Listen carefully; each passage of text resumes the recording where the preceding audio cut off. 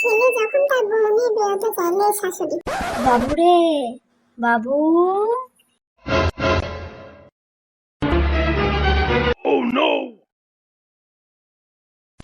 ও মা গো, মরে গেলাম গো।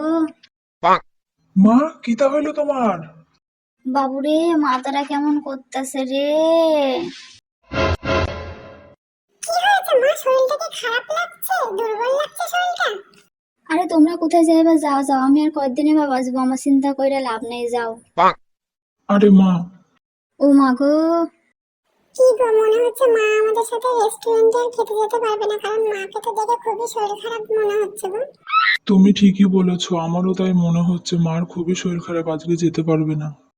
বাবু, কোন রেস্টুরেন্টে যাবি? তাড়াতাড়ি চ, এমনি অনেক দেরি হয়ে গেছে, তো আমি কিন্তু রেডি।